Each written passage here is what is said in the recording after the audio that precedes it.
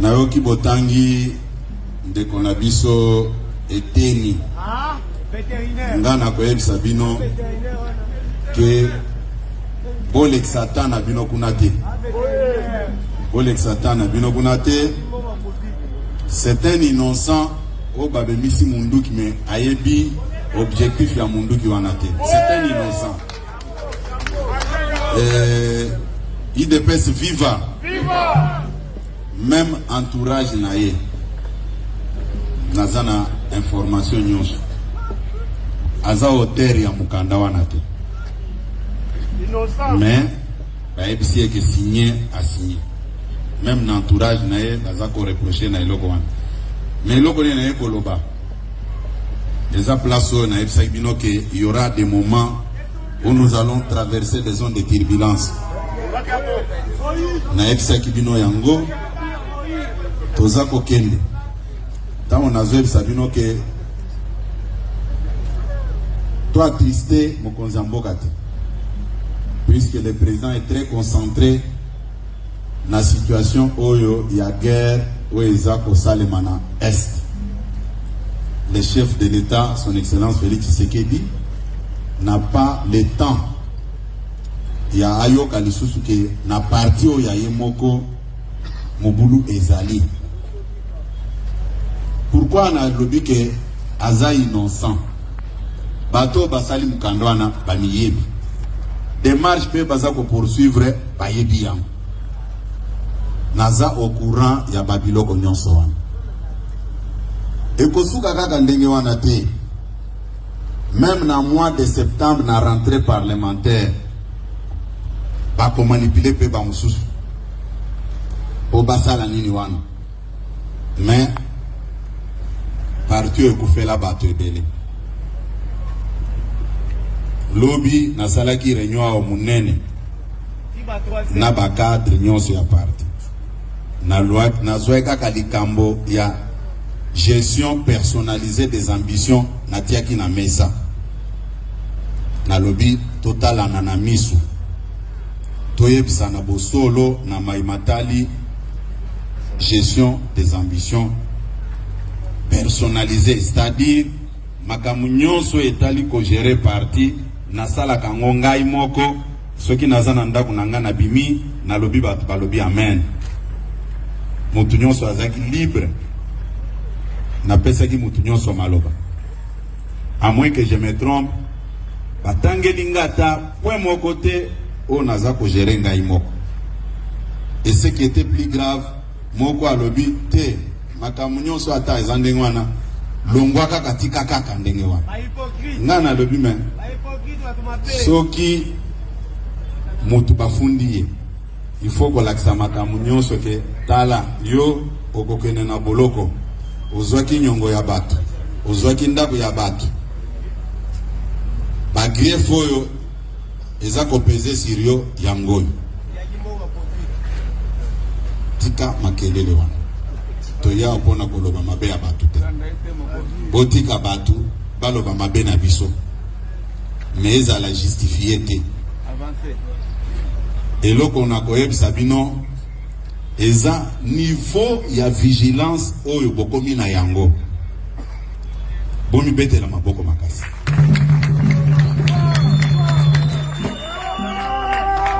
Je suis à l'aise parce que ba utiliser les réseaux sociaux pour me nuire. Mes réactions na bino spontanées nde laksinga ke bokomi mature mutu akokosa bino azati. Puisque oyo bosali nayaka na matinée na lati veste te. Oui, na lata ka veste te. C'est-à-dire naza na esika nanga naza kokende. Par respect tango ba président fédéral ba esinga yo to invité yo oya pe ko kanini toza koloba. Mais na kolobela bino. Oza ko kangai? Bo bangelo ko moko te ndenge naza koyoka o tozo kende ko bengana ye toza ko sala boye toza ko sala boye. Na lobby problème moko ezate Nzambe nda ayebi oyo kokoma mukolo wana. Bobange loko mokote. Muto azasima ya likambwana amiyebi. Amiyebi muto azasima ya loko wana. Bambarke ba innocent mususu na likambwana. Ndenge na yebisi binoke. Akoti na likambwana. Même ceux qui bazuye siko balobi. Yonde rédacteur ya mukanda oyo. Alobi bazuye batie na ndaku bakangi bazuye ba papier na babiki balobi. Comment makambo nyonso yo okomaki liboso. Comme ndenge ezouti epana yete, il sera en difficulté. Bolimbisa ye. Bozola na ngai? Bolimbisa ye. Parce que eloko bazolo benga gestion personnalisée ya ba makambo a parti. Elingi koloba nini? C'est-à-dire makambo nyonso o esale maka nasala kangai moko. Mais naza ko ebisa bino lisusu boy. Natikala ko sale loko ngai moko te depuis que je suis secrétaire général. Na benga ta ba notabilité à chaque coin de la province. Na lobi bo sala nga proposition. Naza zo bate, na sala ka bongo ke soki likambo ye na loba me bino nde ba proposer ki bato. Na sala ka yango dans toute transparence. Mais ndeko akomi mukanda azalaki basalaki bon choix te. Basalaki bon choix te. Puisque yemoko ayebi pourquoi na lobi basalaki bon choix te na makambo wana. Mais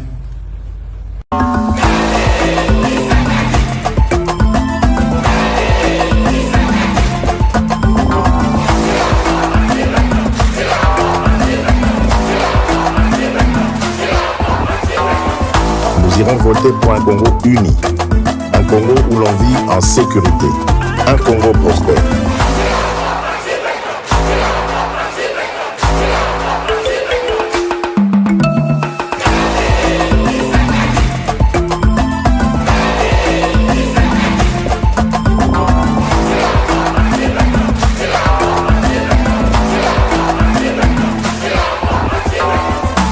Je suis Félix-Antoine Tshisekedi Tshilombo.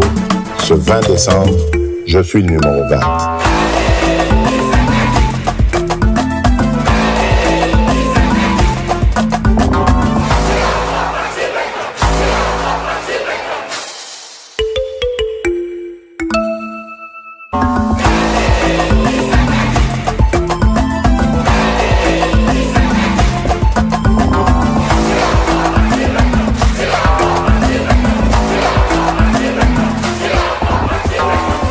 Nous irons voter pour un Congo uni, un Congo où l'on vit en sécurité, un Congo prospère.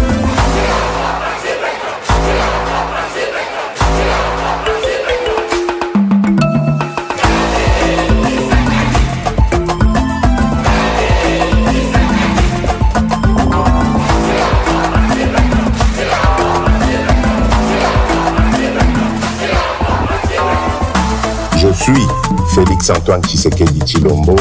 Ce 20 décembre, je suis le numéro 20.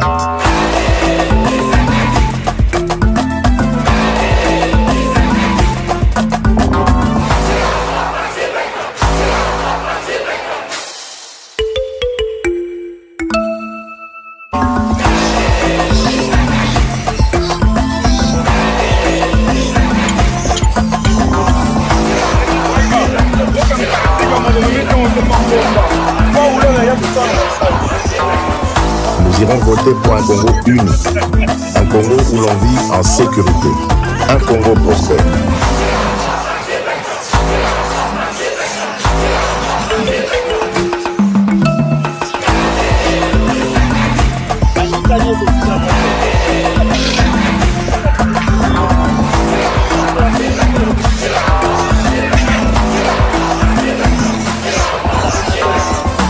Je suis Félix-Antoine Tshisekedi Tshilombo. Ce 20 décembre, je suis le numéro 20.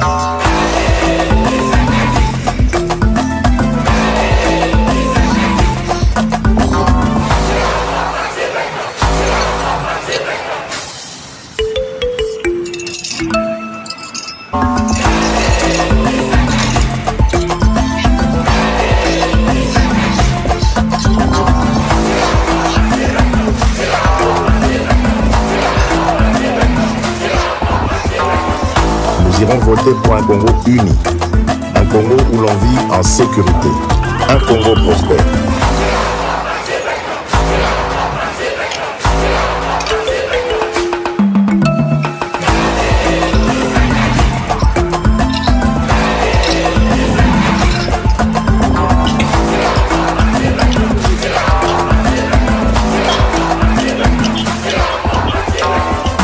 Je suis Félix Antoine Tshisekedi Tshilombo. Ce 20 décembre, je suis le numéro 20.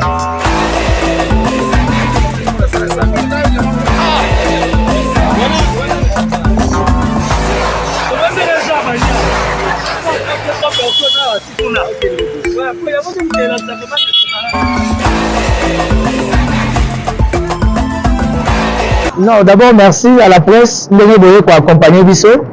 Motivation aux amants, action citoyenne au Temesana Nango, dans le cadre de la Front des jeunes pour les sursauts patriotiques, Fachi 20. Certainement, les gens vont se poser la question pour l'année Mokendaga à OIA, pour l'année Mokendaga à Palais de la Nation.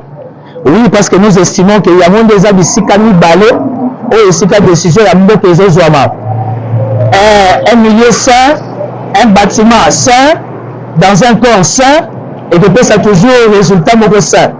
Donc, ça fait quelques temps, au sursaut patriotique, tout ça a l'habité. Il fallait que le gouvernement et Bima, il fallait que le choix, il y a directeur de cabinet, le chef de l'État, il fallait que le indépendance et Salama, nous nous sommes dit pourquoi ne pas tout Koutana. Dans les choses que tout ça, la manière de donner à Koutana. Moi, quand il y a une manière principale, il y a Koutana, ils ont la rencontre citoyenne, purement dans le cadre, il y a assainissement. Il y a un moment donné, depuis 9h, tout ça, on a parlé de la nation. Et si le bureau, le chef de l'État est allé, évidemment, la directeur pour que tu aies assainir en gros, depuis ton an et coïncider bien, on va visiter, on va corps diplomatique. Ça veut dire que notre présence est très capitale. Et pour nous, c'est donc à cicater. Tu vas comprendre que nous sommes une structure, nous avons la manière de fonctionner. Nous ne voulons pas fonctionner comme tout le monde. Tout ça, la marche de santé, et ça m'a bêté. Mais nous sommes la marche de santé et nous sommes à la montée. Nous sommes à la réunion à réflexion. Nous avons des descente, il y a des actions citoyennes. Il y a déjà manqué la mission. Timothée le Noir a rejoint moi poste. Timothée le Noir a rejoint poste. Évidemment, poste c'est la créé pour des raisons de la fonction. Moyens à la zalation visibilité. Mais l'assainissement, c'est purement dans le cadre même sportif.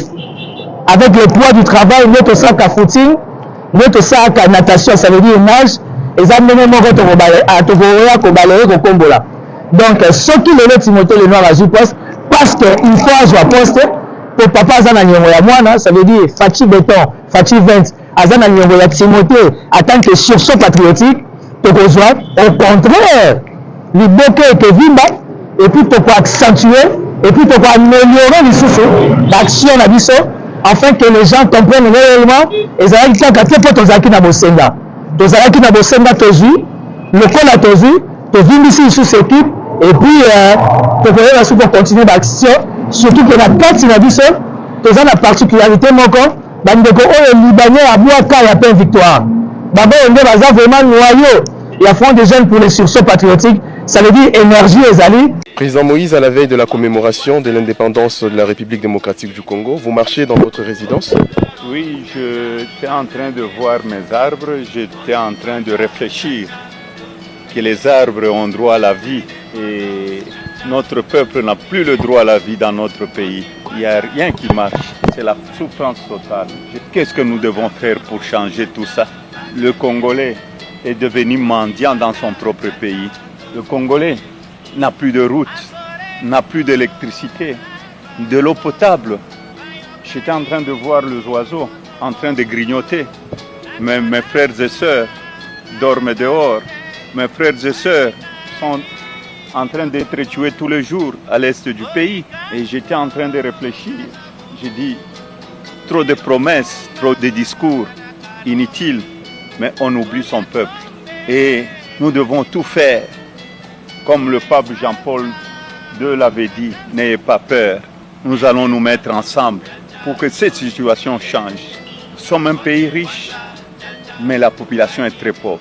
Si je pense à la joie de nos pères d'indépendance, quand on a eu l'indépendance en 1960, c'était des hommes valeureux.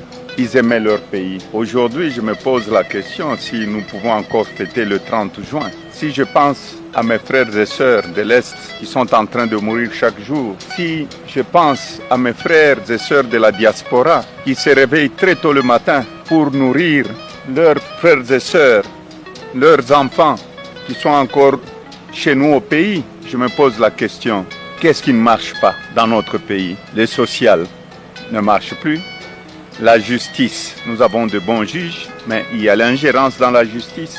Nous cultivons seulement la haine, le tribalisme, le népotisme, la criminalité, le banditisme. Est-ce que nous pouvons encore fêter?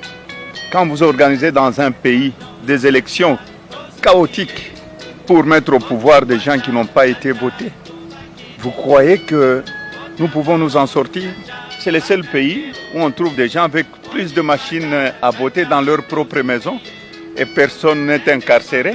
Au lieu de réduire le train de vie de l'État pour que la population puisse s'en sortir, les gens aujourd'hui dans notre pays ne savent même pas enterrer le mort parce qu'ils n'ont pas de l'argent pour enterrer leurs frères et sœurs. Ils doivent toujours dépendre de la diaspora. Or, nous avons un pays très riche. Est-ce que nous pouvons nous dire que nous avons un pays très riche? Non. Malheureusement, nous avons des voleurs. Au lieu de penser à la population, on voit des gens qui ont volé, des gens qui roulent carrosse dans notre propre pays, et des citoyens, des innocents. Je pense à Mike Mukebai, à la fille Gloria et son compagnon de lutte. Donc, des gens qui sont incarcérés parce qu'ils ont voulu marcher contre la faim. Et c'est ça un pays que nous cherchons. Jean-Marc Kaboun, tout ce monde-là, moi je crois, il est temps pour le peuple congolais de nous mettre ensemble et de dire non à cette dictature, non au tribalisme, non à ce qui se passe dans notre pays, où le voleur marche librement, où les gens qui luttent pour le social de leurs frères contre la faim, contre la guerre à l'Est, sont incarcérés injustement. Donc, pour moi, je ne veux pas fêter. Pour moi, nous devons réfléchir. Pourquoi ça ne marche pas? Mes chers amis, soyons quand même sérieux. Je crois que le pays appartient à tout le peuple congolais. Alors, président Moïse, vous êtes mieux informé. Il y a un vent politique qui secoue et qui se veut changer la Constitution. Quel serait votre avis par rapport à ça?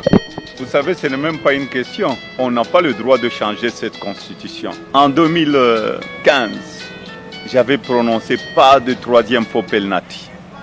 Et nous nous sommes battus pour ça. Et nous nous battrons pour ça. Le vrai changement de la Constitution, c'est le social de la population congolaise. Les infrastructures au pays, les routes, la santé, les écoles, les gens qui pensent à changer la Constitution. Je crois qu'il faut être malade. Il faut être malade. Il n'y a rien qui marche au pays. La souffrance est totale. C'est parce qu'on veut s'éterniser au pouvoir. Non, il y a un temps pour tout. Donc nous devons savoir que nous sommes tous passagers sur cette terre. Président Moïse, pour les pouvoirs en place, c'est la Constitution qui bloque les développements du pays. Vous êtes d'avis? Pas du tout. C'est l'incompétence qui bloque le développement du pays et non pas la Constitution. Nous avons une très bonne Constitution, mais nous avons des leaders qui manquent de vision. Ce Congo ici, avec le programme qu'on avait, on allait le transformer avec cette même Constitution et les gens allaient suivre le modèle de notre pays. Donc pour moi, la Constitution est sacrée, on ne doit pas la toucher. Je me suis battu en 2015. Si j'ai démissionné, c'était pour qu'on ne touche pas la Constitution. Dans la politique, il faut savoir, il y a le temps où on est au pouvoir et il faut savoir aussi plier ses bagages quand le mandat est terminé et non pas s'éterniser au pouvoir. Congolaises et Congolais, j'ai entendu vos lamentations sur mon silence depuis les simulacres d'élection de décembre 2023 et je vous remercie de toujours compter sur moi. Sachez que je ne peux pas vous abandonner et je ne relâcherai pas les combats. Plus que jamais, je suis déterminé à le poursuivre avec vous pour bâtir un Congo libre, fort, digne et prospère. Très chers compatriotes, écoutez-moi. La liberté, la justice, la souveraineté et le bien-être ne se donnent pas, ils s'arrachent. Comme les autres peuples africains, refusons d'accompagner des politiciens véreux qui ne cherchent qu'à s'enrichir. Notre salut est entre nos mains. Lèvons-nous comme un seul homme et barrons la route aux fossoyeurs du Congo. Il n'y aura pas de changement de constitution dans notre pays, ni de présidence à vie. Congolaises et Congolais, dans la quête de dignité pour notre peuple, je rends hommage à ceux qui ont payé de leur vie et aux héros vivants qui portent les stigmates du combat, convaincus qu'un jour, notre pays sera libéré et engagé sur la voie de la démocratie et du développement.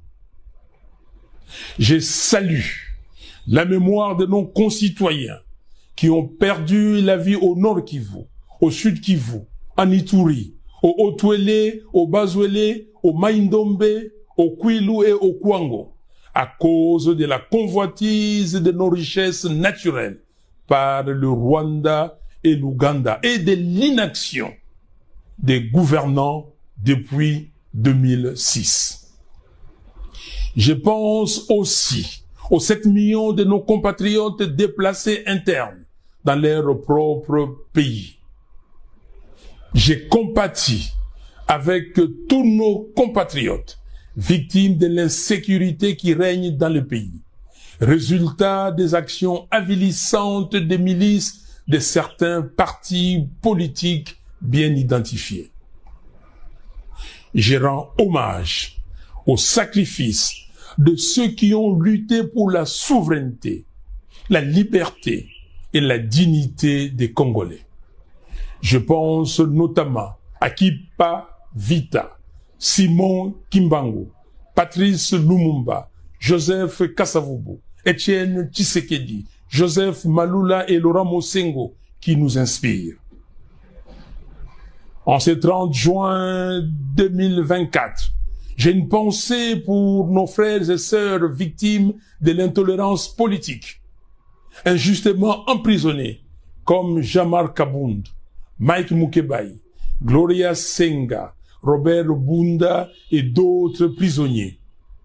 À ces vaillants combattants de la liberté, j'adresse mon soutien et mes encouragements. Tenez bon, les Congolais ne vous ont pas oublié. Votre place est aux côtés de vos familles et du peuple congolais. En ce moment crucial où l'intensification de la lutte est essentielle pour nous affranchir des chaînes de la dictature.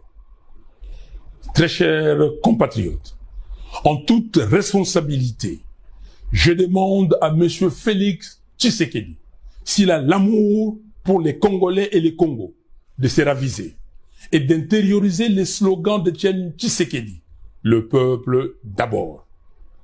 Le pays a besoin de la cohésion nationale. Nous devons nous réunir avec toutes les parties prenantes sous l'égide de nos pères spirituels afin de trouver des solutions adéquates pour défendre notre pays contre les agressions extérieures et également garantir des élections transparentes, impartiales et apaisées qui permettront au pays d'avoir des dirigeants légitimes. Il ne s'agit pas de partager le pouvoir, mais de sauver le pays de la balkanisation, de mettre fin aux crises politiques récurrentes et d'assurer le bien-être de notre peuple qui souffre. Au regard des défis géopolitiques et géostratégiques actuels du monde, nous devons donner au Congo-Kinshasa la place qui lui revient dans le concert des nations. C'est notre responsabilité collective. Vive la RDC et son vaillant peuple. Que Dieu vous bénisse. Je vous remercie.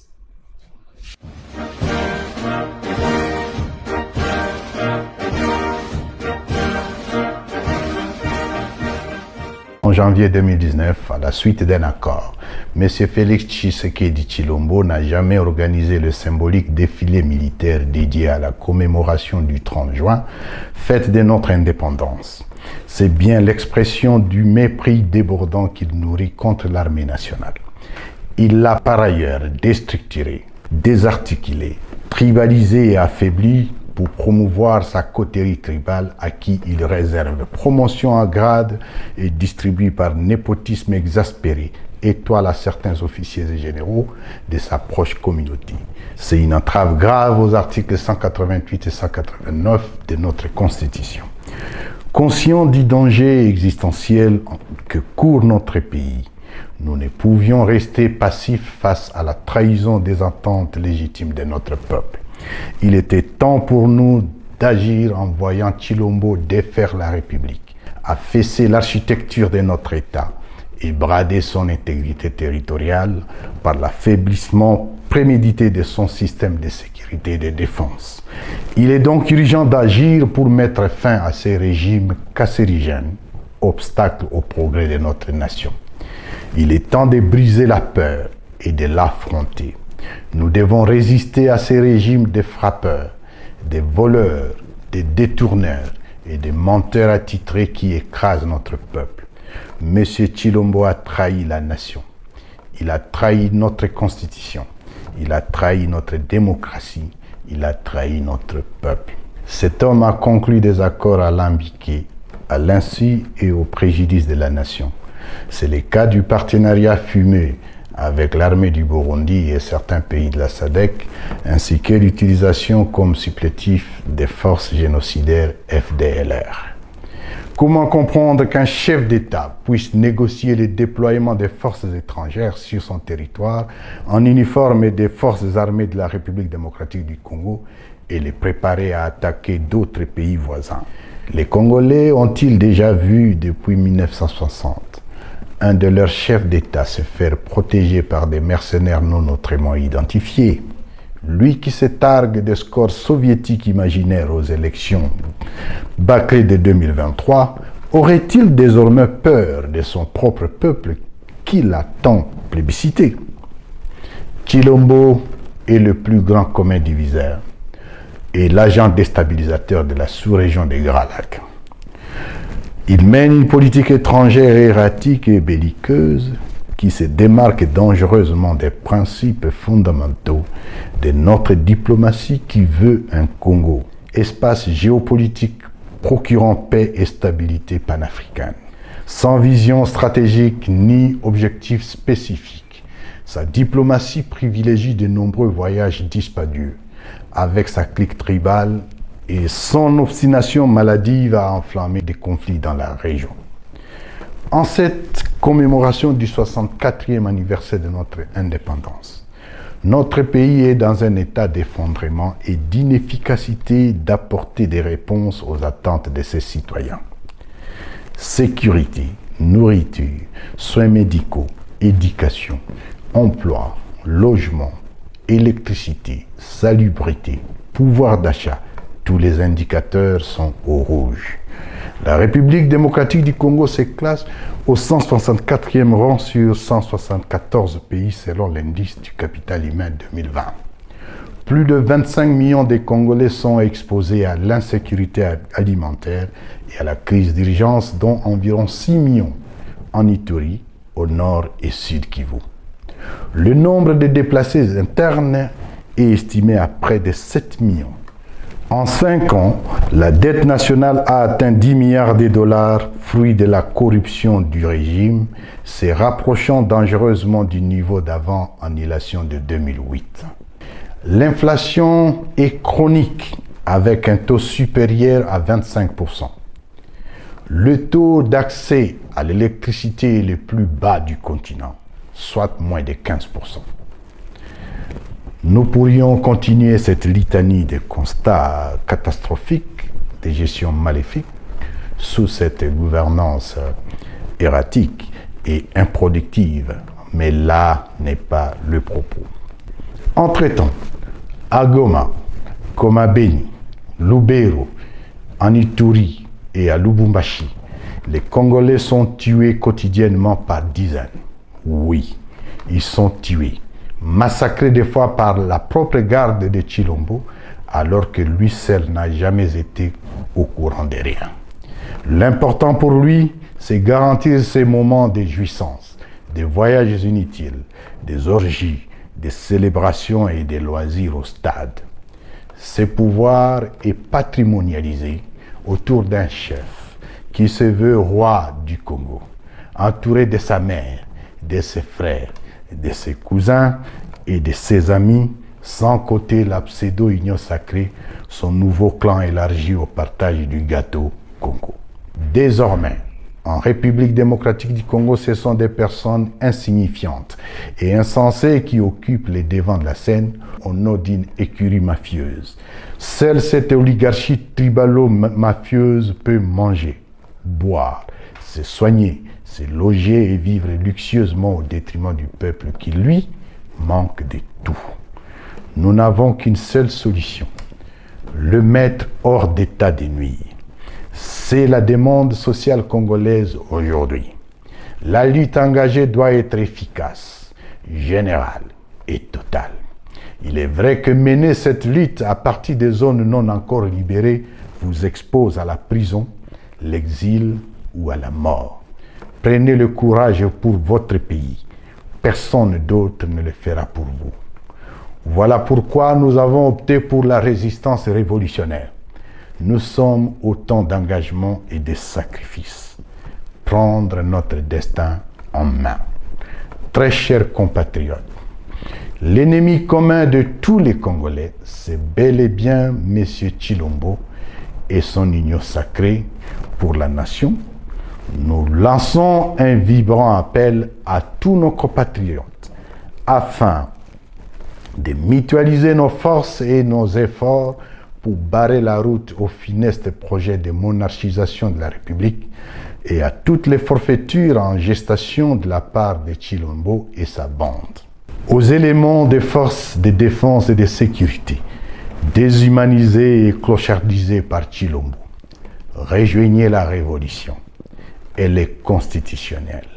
Rejoignez l'Alliance Fleuve Congo à travers sa force, l'armée révolutionnaire congolaise, ARC, à qui je rends hommage, à toutes les forces vives de la nation. L'exemple de nos pères de l'indépendance, à qui nous rendons un vibrant hommage pour leur courage héroïque. Mobilisons-nous pour sauver la nation. Tshilombo est affaibli. Il va partir, de gré ou de force, par la volonté populaire. Bravez la peur, résistez, opposez-vous au mal. Vive l'Alliance Fleuve Congo. Vive la révolution constitutionnelle. Que Dieu bénisse la République démocratique du Congo et son peuple. Je vous remercie.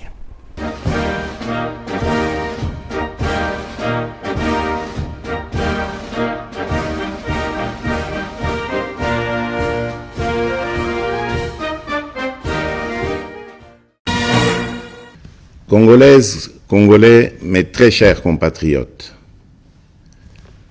le 30 juin, nous célébrons bien plus qu'un simple anniversaire. Nous célébrons l'âme de notre nation, sa force et sa résilience. C'est une célébration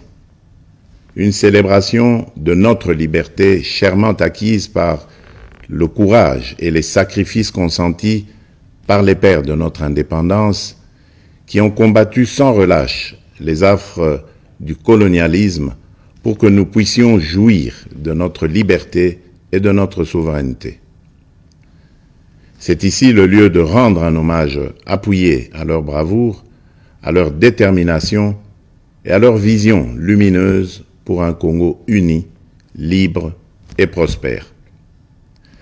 Aujourd'hui, nous sommes 64 ans plus âgés, 64 ans plus forts, 64 fois plus déterminés à poursuivre l'œuvre de nos pères fondateurs.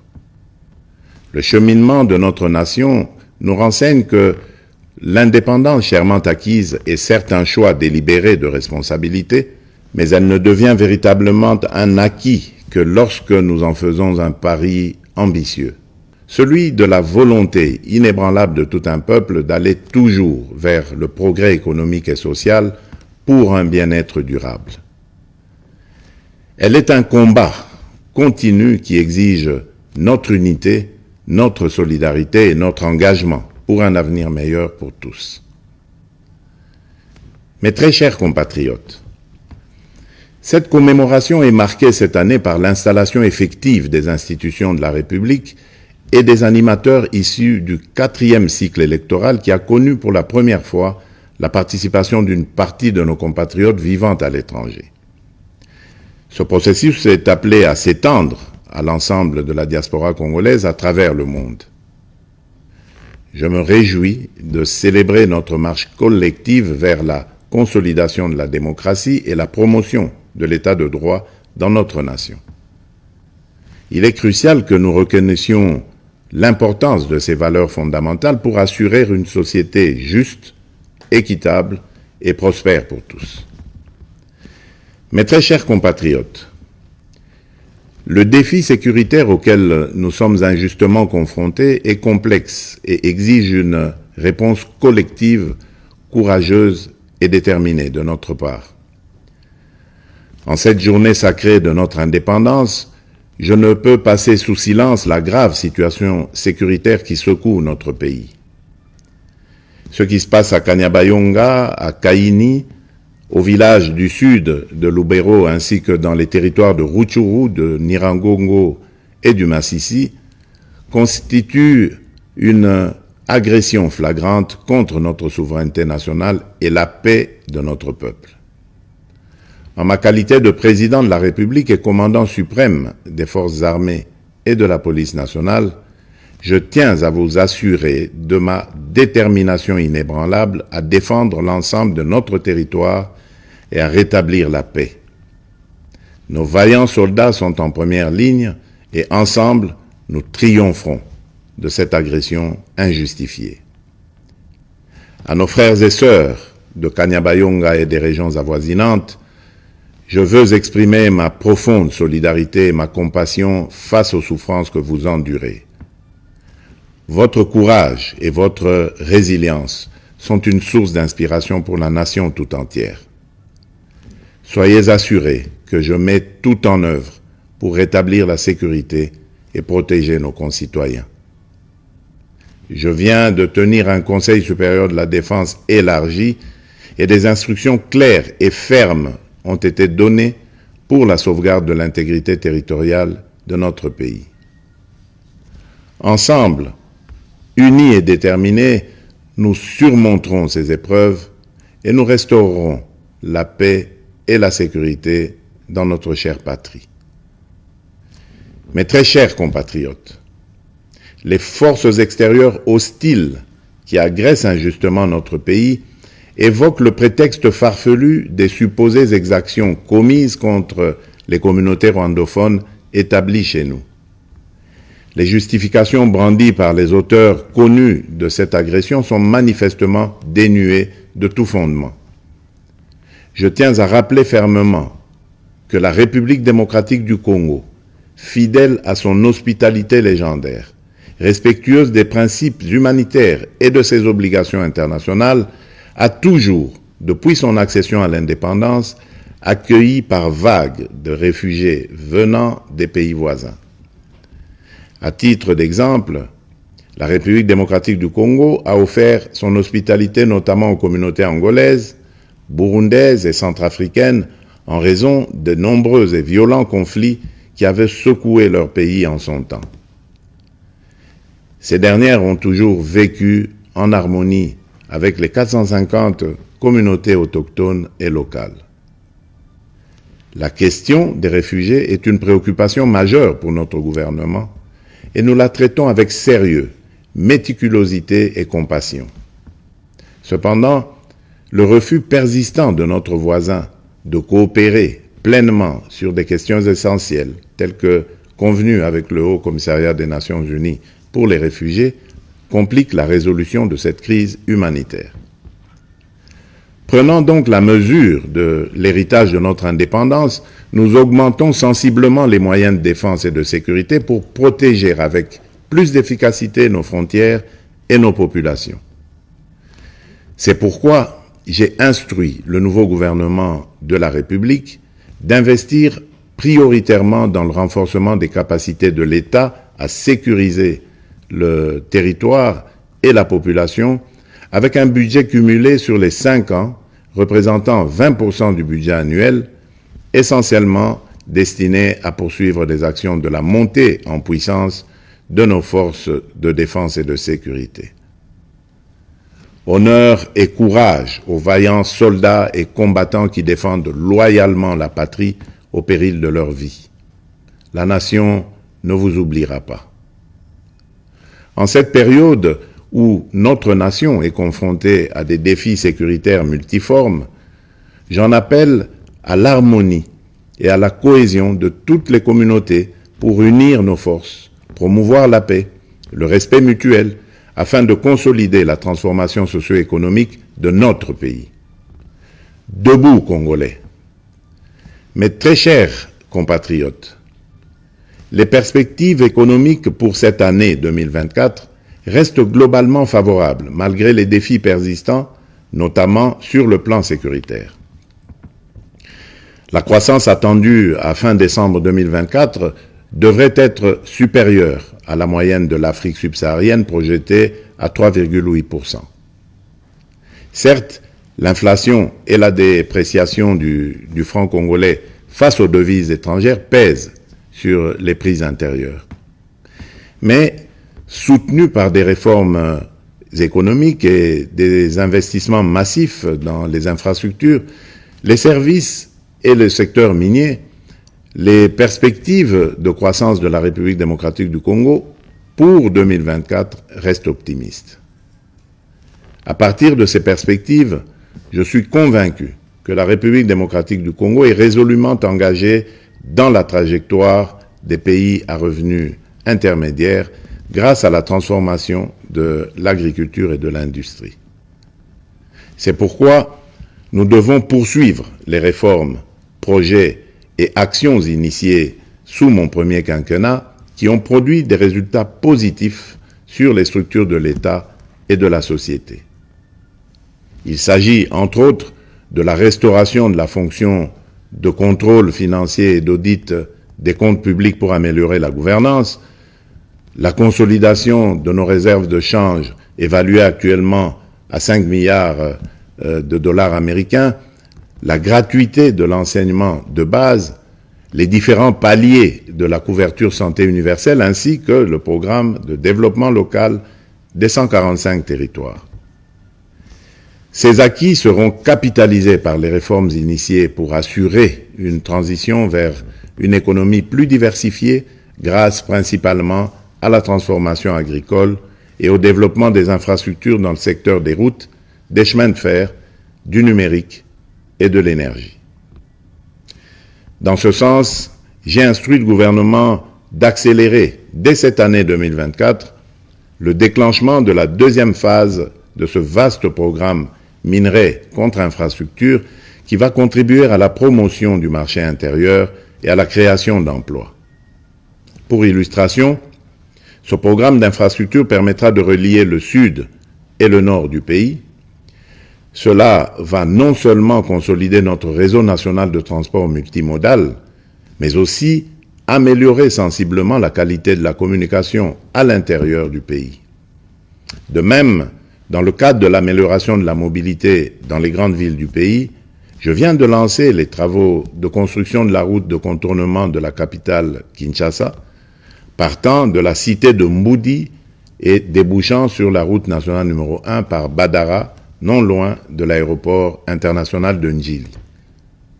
Mais au-delà de ces efforts encourageants, je suis conscient des difficultés sociales que rencontre la majorité des Congolais au quotidien. En ma qualité de garant de la nation, je peux vous rassurer que cette situation me tient à cœur et que rien n'arrêtera ma détermination à y apporter des solutions idoines et urgentes. Aussi, ai-je instruit le gouvernement à prendre des mesures nécessaires pour alléger le coût du panier de la ménagère et améliorer le pouvoir d'achat de la population. Mes très chers compatriotes, la véritable indépendance et la liberté découlent inévitablement du développement, fruit d'un dévouement et d'une prise de conscience profonde de nos responsabilités. Ainsi, en célébrant notre fête nationale, nous sommes tous interpellés à embrasser pleinement la maturité de notre nation et à assumer pleinement les devoirs qui en découlent. En tant que citoyennes et citoyens congolais, où que nous soyons, il est impératif de nous engager résolument pour promouvoir les valeurs de solidarité, de justice et de travail. C'est en nous appropriant véritablement de ces idéaux que nous prendrons pour de bon le plus bel élan, comme nous y invite notre hymne national, et ce, en vue d'ouvrir la voie à un avenir radieux pour notre pays, lui permettant ainsi de prendre sa place légitime parmi les nations influentes du monde. Bonne fête nationale à toutes et à tous. Que Dieu bénisse la République démocratique du Congo, son peuple et tous ceux qui l'ont choisi comme pays de résidence. Vive la République démocratique du Congo. Je vous remercie.